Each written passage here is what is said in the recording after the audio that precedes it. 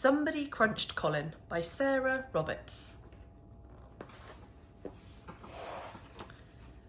Down in the leafy green garden, Colin lay scrunched on the ground. He longed to be like the sweet flowers, to catch someone's eye and be found. Animals hovered around him as his scent drifted on the fresh air. Colin smelt very alluring, but no one knew why he was there. You see, Colin didn't belong on the floor.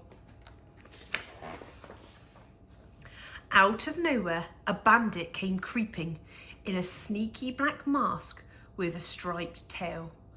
Quietly, she crawled down the tree trunk and followed the smell of the trail. She ducked in and out of the shadows, her little legs running so fast. With her nose in the air, she travelled until she found Colin at last. The raccoon ran away, clutching Colin. She wanted to try a small taste, when suddenly Colin went crackle and the masked bandit dropped him with haste. Colin sat wrinkled and crinkled in a jumble of crispy brown leaves. Inquisitive butterflies hovered as his tasty scent sailed on the breeze. But Colin didn't belong in the leaves. Before long, a big grizzly stranger will search him for something to eat. His nose sniffed and snuffled round Colin as he smelled a most flavoursome treat. The bear pawed at Colin and grunted. His shiny snack seemed very odd. He scrunched him and crunched him and struggled to munch him, then gave up, and off the bear trod. Colin felt more lost than ever as the wind made him shudder and shiver. A sudden great gust blew and grabbed him and pushed him splash into the river. But Colin didn't belong in the water. He whirled and he swirled with the current twisting and turning so fast. Then Colin got tangled when a slippery swimmer sped past. The otter was struggling to swim and couldn't release her trapped paw. Then a wave suddenly caught hold of Colin and he crashed in a spray on the shore.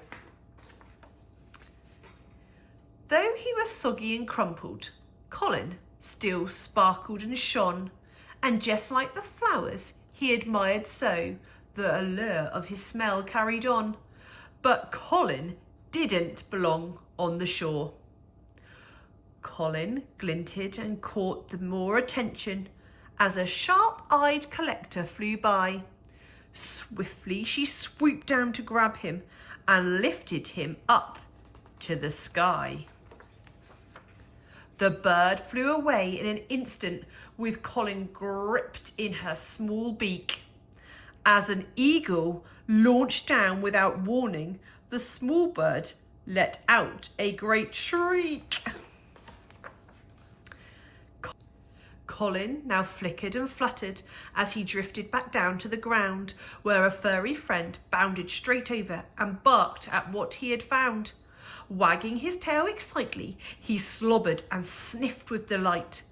The dog leant in to lick Colin, and his shiny wet nose got stuck tight. His shaggy fur shook as he panicked. The frightened dog let out a whine. Unable to breathe, he didn't feel good, but a kind hand reached down just in time. Looking at Colin, a friendly voice said, "You don't belong here on the floor. There's a special bin here where I'll place you so you can be useful once more."